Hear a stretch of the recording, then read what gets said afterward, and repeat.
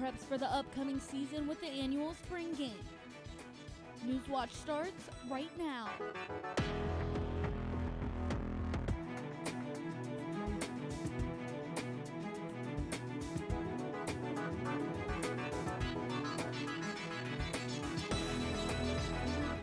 Eight police officers who fired dozens of rounds at Jalen Walker will not face criminal charges after his death. Good evening, I'm Andra Knowles. And I'm Lexi Lepoff. Welcome to Newswatch. This afternoon, Attorney General Dave Yost announced the grand jury's decision not to indict the Akron officers. The 25-year-old black man was shot to death last summer after a police chase pursued on foot and car. Authorities report Walker fled after being pulled over for minor equipment and traffic violations. Police say Walker represented a deadly threat who fired one shot from his car during the pursuit. Outrage sparked in June 2022 when officials released body cam footage of Walker's death. A county medical examiner saying Walker was shot at least 40 times. At today's live press conference, Yost said authorities attempted using non-fatal weapons, but fired shots after Walker exited his vehicle and grabbed his waistband. Although the officers did not know it at the time, Mr. Walker had left his recently purchased gun in his car. However, there is no doubt that he did, in fact, shoot at police officers.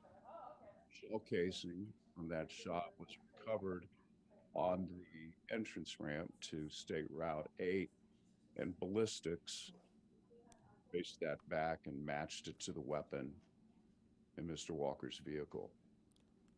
More protests ensued in Akron over the weekend and the days leading up to the grand jury's decision not to indict.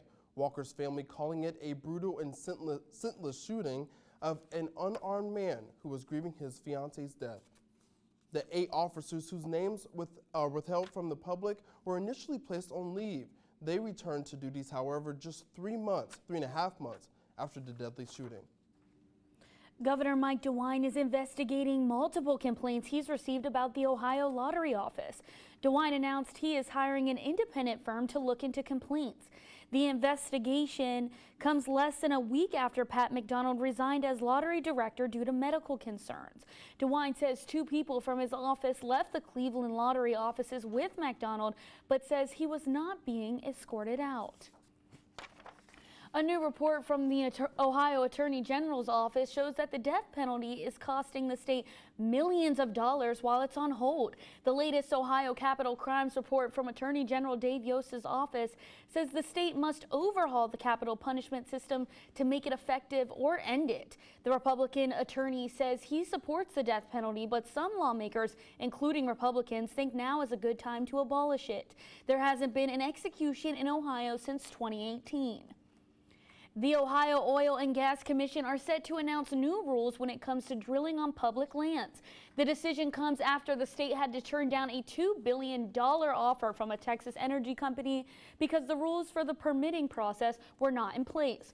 Governor Mike DeWine recently signed a bill that says the state will accept a lease that meets certain conditions for drilling instead of may accept. DeWine says there won't be any drilling in state parks. The law also defines natural gas, which has methane as its main component, as green energy. The Republican supermajority in West Virginia's House of Delegates is becoming more lopsided. State Republican Party Chair announced Delegate Elliot Pritt switched the Democratic Party today. Pritt won his first term after defeating a Republican incumbent in the 2022 election. The move gives the GOP 89 members in the House, while the Democrats' ranked dwindled to 11. The 34-member state Senate also has a GOP supermajority with 31 Republicans and 3 Democrats. Lancaster officials are calling a levy on Ohio's May ballot for streets, roads, and bridges, crucial for local infrastructure. The city has a $3 million replacement levy on the ballot. If voters pass the replacement levy, over $3 million would be collected annually. Fairland County Auditor Carrie Brown told the Lancaster Eagle Gazette the levy would result in increased taxes For example, a home values at $100,000 would go from paying $60 to $105. The current levy for the past 10 years is set to expire in 2023, and without a renewal, the Lancaster mayor says progress with streets will stop. Early voting is currently underway. The Ross County Community Action Emergency Housing Shelter is closing its doors, leaving many without a place to sleep at night. According to Community Action, the shelter is closing at the end of this month.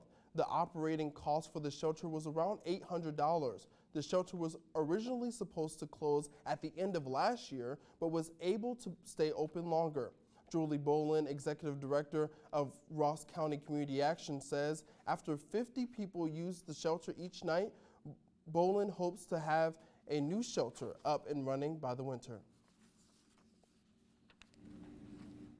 Although we're well into spring, it's best not to forget about the dangers of frost, especially on a chilly day like today.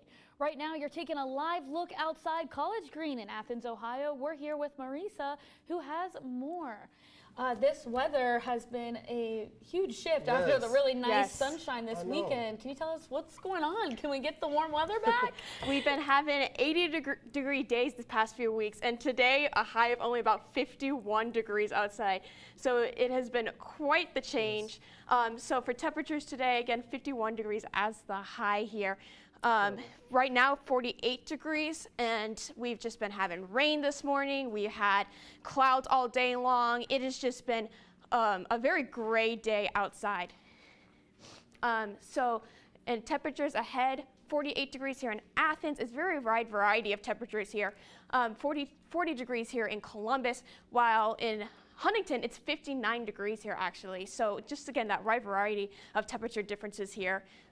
We had these clouds associated with the low pressure system that has been on us the entire day, and we will probably still be covered for tonight. However, it is going to start clearing up as your morning comes along here. Precipitation that we saw this morning has since moved on, and it is staying up north away from us, so we should have a dry night. Overnight low is going to be 34 degrees outside. It is going to be very cold, and those clouds are going to move on. I will talk more about if this cold weather is sticking around on my full weather forecast, but now back to Andre. An Alabama community is reacting after a mass shooting at a Sweet 16 party over the weekend. Plus, more on the most significant abortion-related dispute since the overturning of Roe v. Wade. These stories and more when we return. Almost freezing temperatures expected tonight. Will those stick around? I will tell you on my full weather forecast. One of nature's greatest displays of might is the most iconic waterfall in the world. It's a force that shaped the region and created a natural realm unlike any other. As you travel upriver, the modern world seems to fall away. It feels like a trip back in time. Discover the many wonders of Niagara Falls. Wednesday at 8 on WOUB. Coming up on the next Song of the Mountains. Dying up on the Matterhorn. Not a grave for me to lie in, nor a thing to keep me warm. The Queen would surely knight me if I could get back down. But it's closer here to heaven than it is back to the ground. Lively performances where old tradition meets new, here on Song of the Mountains. Thursday at 8 on WOUB. Here's what's new this month with Passport. Once upon a time in Merry England, there lived a boy called Tom. We've got time, but maybe Christian doesn't.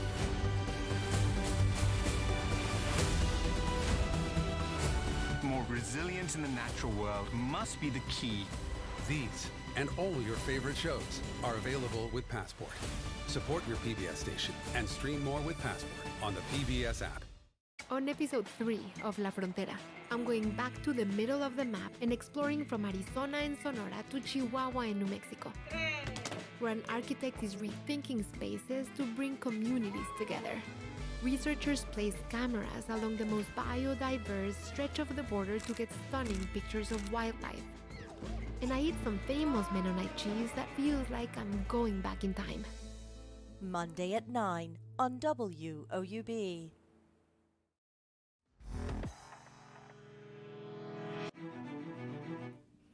Police in Dadeville, Alabama say they have strong leads on a suspect in Saturday's deadly mass shooting at a Sweet 16 birthday party. 4 people were killed and more than 24 injured, including several students, according to police. Laura Geary has more. These children had very bright futures, very, very athletic, very humble children.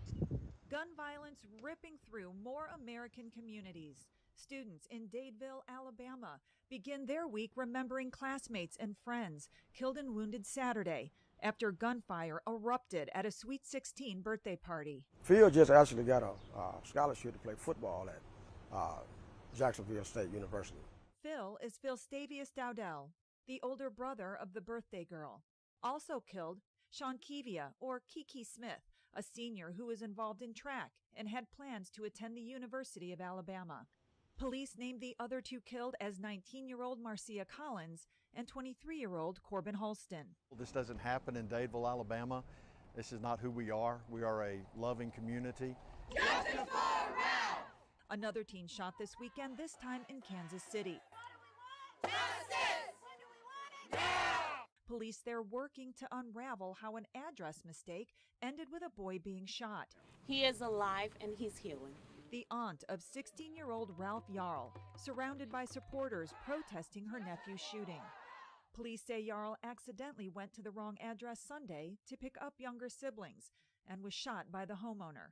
That homeowner was arrested and released after a 24-hour hold as police gather more evidence. I'm Laura Aguirre reporting. According to the Kansas City Star, Jarl was released from the hospital yesterday and is recovering at home. The U.S. Supreme Court is considering a lower court ruling that would place restrictions on access to an abortion drug, and a decision could come this week. This is the most significant abortion-related dispute since Roe v. Wade was overturned last summer.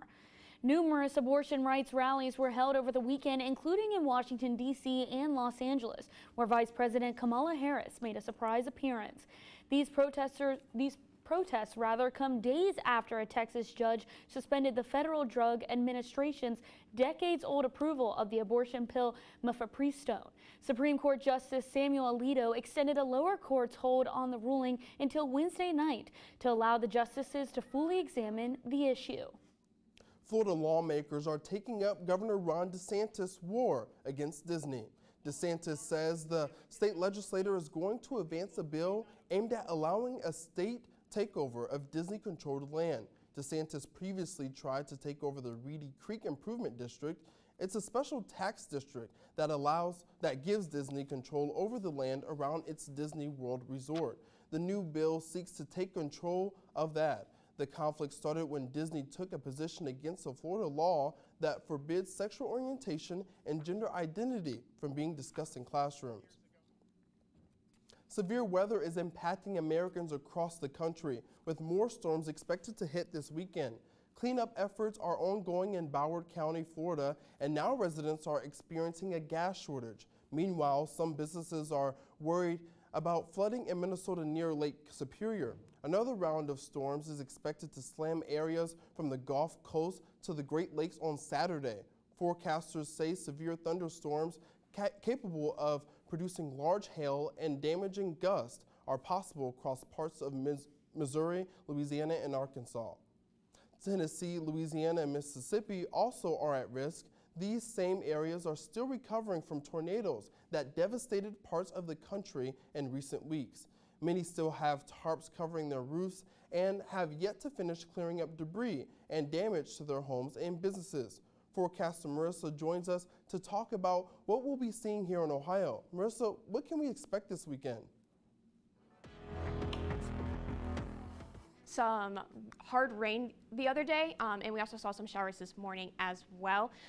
We had been experiencing some very warm temperatures the previous days here in the 80s degrees. However, today it has only warmed up to 51 degrees as the high. So with the clouds all day long in the rain, it definitely has been feeling pretty miserable outside, and the temperature is just going to get lower as an overnight low of 34 degrees, so very, very cold later on.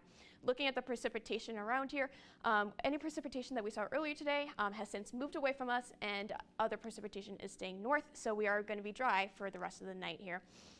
We're currently under a low pressure system, and that is what has been bringing us the rains that we saw yesterday and this morning as well. But as that is moving away from us, we are going to start clearing up.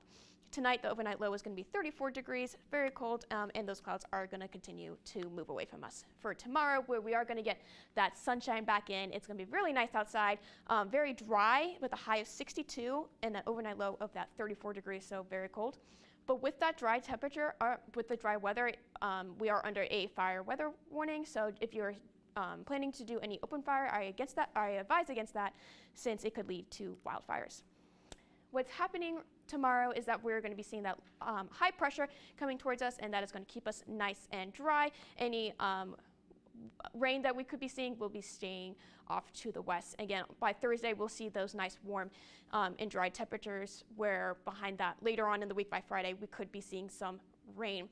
For the next couple days here, it warms up 62 on Tuesday, high of 75 on Wednesday, and a high of 84 on Thursday. So we are going to get those warm temperatures we are feeling back. However, as we look at later on in the week by Friday, when a low pressure and cold front kind of come through, it is going to bring some rain with it, with a high of 73. So it's still going to be warm, but those temperatures start to decline with the rain, bringing down those temperatures with a high of only 56 on Sunday and a high of 57 on Monday. That is all I have for my full weather. As Congress returns from spring break, lawmakers are planning to raise the nation's debt ceiling. But the procedural move is now becoming a complicated political battle. Mike Valerio explains what you can do now to protect yourself from the fallout of a possible debt ceiling showdown.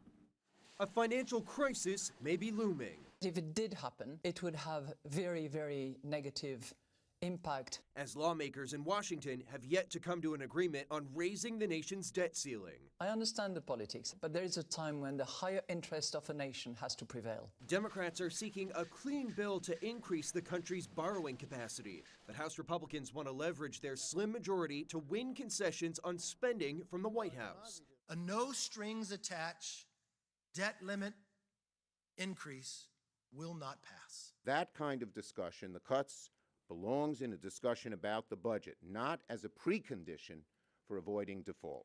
A default on U.S. debt payments would cut off the U.S. Treasury from borrowing, potentially affecting Social Security payments, veterans benefits, and federal employees' salaries, among others. To guard your finances in case of a potential default, Bankrate's Greg McBride advises paying down your debt and building up emergency savings. Unfortunately, we're hostage to this because there aren't a whole lot of action steps that we as consumers can take to fully insulate ourselves. And says the political brinksmanship alone is damaging. Even if it gets solved at the 11th hour, markets get nervous. And when that happens, there's less incentive or less appetite for risk. I'm Mike Valerio reporting. The U.S. Treasury has taken extraordinary measures to continue to meet its commitments after hitting the debt limit in January, but says those measures will likely only cover the U.S. until early June. Gas prices are on the rise, and experts say they are only going to get even worse. AAA reports the national average for a gallon of regular is now $3.67. It says that price has been on the rise for weeks, with Gas Buddy noting increases in 45 states. Experts from both organizations point to oil prices as the reason for the increase, with prices topped at $80 a barrel after OPEC Plus announced production cuts. Those start in May and are on top of the ones unveiled in October. AAA notes increasing demand could be a factor. However, higher prices might be subduing that. Gas Buddy predicts northeastern states will see a 15 to 40 cent jump when the region switches to a summer blend this week. Other states are already using that seasonal fuel after transitioning earlier. Coming up in sports, Ohio quarterback Curtis Rourke took the field for the first time since his ACL tear. Find out how a key piece of the Bobcats fared when Newswatch returns. And to stay up to date on all the latest from Newswatch, check us out on Instagram, Twitter, and YouTube. This was incredible. On Finding Your Roots, actor Essie Pather Murkerson. I've always wanted to know where we came from. Film director Ava DuVernay. Fascinating that your whole history is just blank. And musician Questlove. Until an hour ago, I didn't know who I was. Slavery. I'm blown away. Impacts family history. He's white. In unexpected ways. You hit the jackpot. Finding Your Roots. Tuesday at 8 on WOUB. Anytime one of these elders are around you, you better go run and sit at their feet. With Christian, to think like who his mentors were, that can go back all the way to when the music started. That hits. And then she just turns to me and she says, "You got it." And then the whole band walks off the stage. Friday at 10 on WOUB. Coming up on the next Song of the Mountains. Dying up on the Matterhorn, not a grave for me to lie in, or a thing to keep me warm. The Queen would surely knight me if I could get back down, but it's closer here to heaven than it is back to the ground. Lively performances where old tradition meets new, here on Song of the Mountains. Thursday at 8 on WOUB. One of nature's greatest displays of might is the most iconic waterfall in the world. It's a force that shaped the region and created a natural realm unlike any other. As you travel upriver, the modern world seems to fall away. It feels like a trip back in time. Discover the many wonders of Niagara Falls. Wednesday at 8 on WOUB.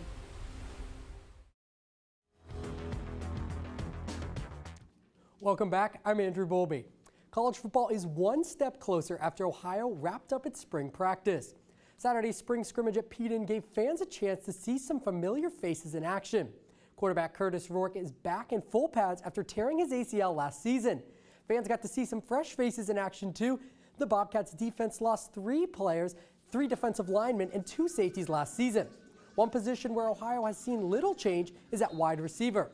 Senior wideout Jacoby Jones says having an experienced group is important. It gives us a lot of confidence. We definitely push each other hard. We see a lot of potential in everyone here. But I think it's a good thing to just know that, whenever I get tired or something like that, we got the next man up that can come in and do the same thing that I can do. No midweek games for Ohio baseball this week after the Bobcats won a wild weekend series against Miami. Ohio carries some momentum into the weekend series against Indiana University for the Battle of the Bricks finale. Game 3 went to extra Saturday, locked up at 7 apiece. Junior Alec Patino is the hero for this one, diving in for Trevor Lukes on an RBI single. The 8-7 win moved the Bobcats to 15-17 on the season, and head coach Craig Moore talks on his team's resilience seen throughout the weekend. With the Friday night's game, and then obviously the game one, today, and this game that we were all even behind, and for them to just keep battling, that's what they do. Ohio continues to move up in the MAC standings. The conference ranks teams by win percentage and not by total wins, which is why the Bobcats are just behind Kent State. Ohio will meet the Golden Flashes later in April. The Bobcats look to win the MAC regular season title and host the conference tournament in late May. The Ohio softball team had the week off after a crucial series against Northern Illinois. The two played a tight doubleheader Saturday with the Huskies taking game 1. After going down 3-1, the Bobcats fought back but ultimately fell short 4-3. In the second game of the doubleheader, Ohio wasted no time, scoring 4 runs in the first 2 innings. All 4 came off home runs from Analia Paoli and Shelby Wessler. Ohio faces Toledo next week with less than 10 games to go in the regular season. Athens varsity softball is enjoying a dominant season with a 12-0 start. The Bulldogs started their season off strong, dominating the TVC. In 9 of their 12 games, Athens has held its opponent to 3 or fewer runs. Athens has been an offensive giant with the ability to score runs at will. In 3 games this season, they have put 20-plus runs on the board, and they also have 2 games with more than 15 runs. The incredible start for the Bulldogs has them at 4th in the state poll for Division II, only behind Mansfield, Madison, Unioto, and Canfield. Athens will host River Valley tomorrow in a TVC battle at 5 p.m. That's all we have for sports. Back to you, Lexi. national parks across the country just got a bit easier. That when Newswatch returns. And also stay tuned to WOUB. Here's a look at what's coming up tonight on your public television station. Anytime one of these elders are around you, you better go run and sit at their feet. With Christian, to think like who his mentors were, that can go back all the way to when the music started. That hits. And then she just turns to me and she says, "You got it." And then the whole band walks off the stage. Friday at 10 on WOUB. Here's what's new this month with Passport. Once upon a time in Merry England, there lived a boy called Tom. We've got time, but maybe Christian doesn't.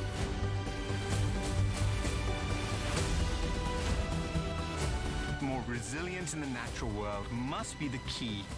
These and all your favorite shows are available with Passport. Support your PBS station and stream more with Passport on the PBS app. On episode 3 of La Frontera, I'm going back to the middle of the map and exploring from Arizona and Sonora to Chihuahua and New Mexico, where an architect is rethinking spaces to bring communities together. Researchers place cameras along the most biodiverse stretch of the border to get stunning pictures of wildlife. And I eat some famous Mennonite cheese that feels like I'm going back in time. Monday at 9 on WOUB. I'm Keira Knightley. I've acted in a lot of films set in World War II, and yet I've never actually looked into what my own family went through. How did they move that many people secretly? Because Grandma Jan was good at her job. Because Jan was good at her job. Your grandfather, Mac, was involved in one of the most important opening campaigns of the war in Europe. Enough to keep it lively. Yeah. Yeah, that's sort of... The most amazing understatement I've ever heard. My grandparents' war. Tuesday at 9 on WOUB.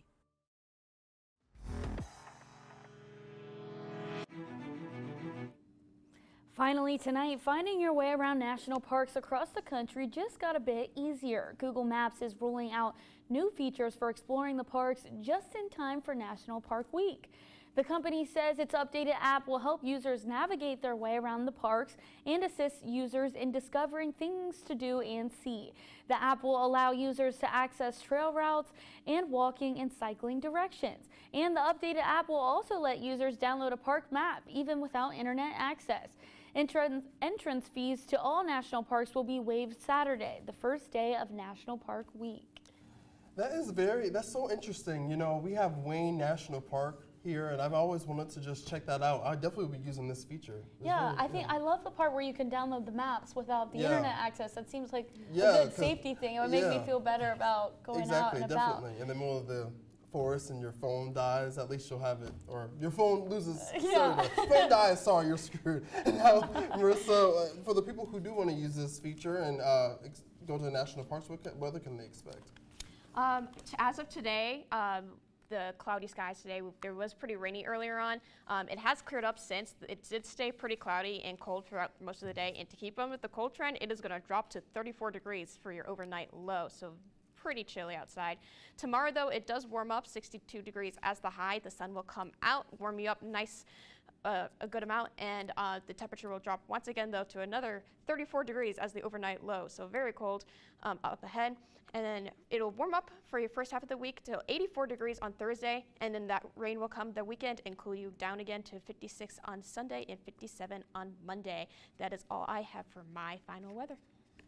Thanks, Marissa. Well, that does it for our broadcast this evening. Thanks for watching. For all of us here at Newswatch, I'm Anjan Rolls. And I'm Lexi Lepoff. Stay tuned for the PBS NewsHour coming up next. And remember, you can find the latest news anytime at WOUB.org or follow us on social media. Have a great and safe night.